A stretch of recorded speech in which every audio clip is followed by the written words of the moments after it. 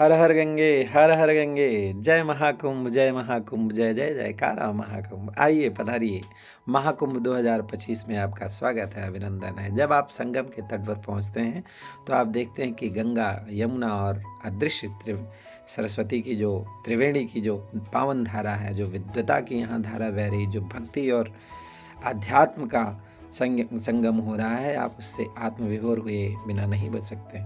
ये तीर्थराज प्रयाग संगम नगरी पे स्थापित महाकुंभ का पर्व है, आप इसमें ज़रूर शामिल होइए। और हाँ, एक निवेदन जो आपसे कहना चाहेंगे कि आप डिजिटल महाकुंभ की जो प्रदर्शनी है इसमें ज़रूर पधारें।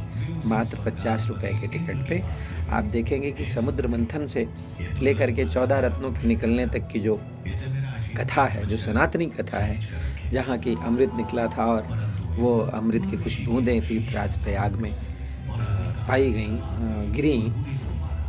आज उसी महात्म को दोहराते हुए एक बार फिर हम अपने सनातनी गौरवशाली परंपरा के साक्षी बन रहे हैं। आप देख रहे हैं कि कितना सुंदर 3D श्रव्य दृश्य कार्यक्रम, ऑडियो विजुअल प्रोग्राम यहाँ चल रहा है। और ये डिजिटल महाकुंभ के उस पांडाल का एक अनुपम मनोरम दृश्य है। जब आप वहाँ बैठते हैं, मात्र कुछ पलों के लिए आप डूब जाते हैं अपनी उस सनातनी परंपरा, उस गौरवशाली आध्यात्मिक अनुभूति में आप चले जाते हैं। तो आप सब अवश्य पधारेंगे। और जब आप संगम के तट पर आएंगे, मैं आपको बताता चलूं कि विमान मंडपम जो शंकराचार्य जी का मंदिर है और लेटे वाले जो हनुमान जी हैं का पावन मंदिर है, उसी के सीधे एकदम सामने जस्ट संगम की ओर जाते हुए आपको ये डिजिटल पंडाल मिलेगा।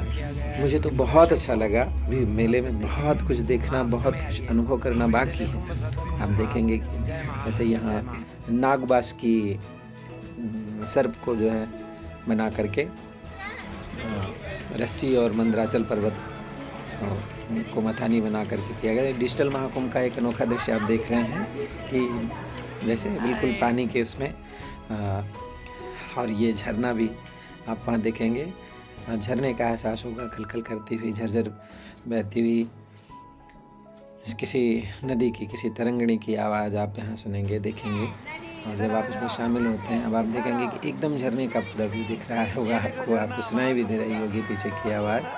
तो आप यहाँ आएँ, अपने दोस्तों के साथ आएँ, अपने मित्रों के साथ आएँ, बच्चों के साथ आएँ, जिससे आप देखेंगे कि भारत की महान विरासत को सजीव और साकार करता हुआ हमारे ऋषियों मुनियों की तपस्थली है भारतवर्ष, आर्यावर्त। आज अपने पूरे गौरवशाली परंपरा को की एक झांकी लिए हुए महाकुंभ, दिव्य भव्य महाकुंभ 2025 में।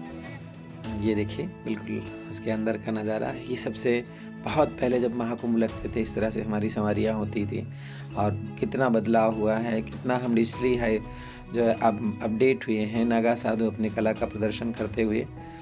तो ये महान और तपस्वी ध्यानी लोग, अब जैसे डिजिटल महाकुंभ में जाएंगे, मैं तो पूरा, मुझे लग रहा है कि मैं ज़्यादातर चीज़ें इस की नहीं बता सकता। आप वहाँ जब जाएंगे, आप देखेंगे तारामंडल, जिस तरह से प्लानिटोरियम का एक दृश्य होता है, यहाँ आप उसके साक्षी बनते हैं। देखिए ये घूमता हुआ सूरज, और जब हम इसके पास से गुजरते हैं, एकदम सूर्य के बीच से लगता है कि हाँ, हम वहाँ से निकल के आ रहे हैं।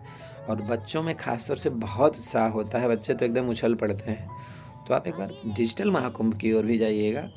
और हम इसके बाद फिर चलेंगे जो प्लाटून पुल में पीपे के पुल हैं, 11, 12, 13, 14, 21, 25 जितने भी हैं, बहुत बृहद क्षेत्र में मैं बचपन में देखा करता था। और अपने विद्यार्थी जीवन में भी महाकुंभ की तैयारियों से लेकर के महाकुंभ के संपूर्ण होने का साक्षी रहा हूँ। लेकिन जो अनुभव इस बार हुआ है वो बिल्कुल अद्वितीय है, अविस्मरणीय है और अवर्णनीय। मैं अपने हिसाब से कह दूँ तो मुझे लगा कि उसे शब्दों में बखान नहीं किया जा सकता। आध्यात्मिक और पावन सनातनी संस्कृति की जो छाप, जो झलक, धूल मिट्टी बालू में सने हुए गंगा माँ की रेती में बैठे हुए तपस्यारत तमाम ऐसे साधु संतों के दर्शन होते हैं। आप जरूर पधारें। आध्यात्मिक एक गंगा बहती हुई है। देखिए, जाके रही भावना जैसी प्रभु मूरत देखी तुम कैसे। मानव का ये संगम, एक आदमी एक दूसरे से किस तरह से प्रेम से रहता है, कैसे। अब देखिए कितना डिजिटली यहाँ दिखाया गया है कि नारायण, आप बोलेंगे तो देवर्षि नारद महाकुंभ उस पावन मेले के बारे में कुछ बताएंगे। आप देख रहे हैं इनका वर्णन।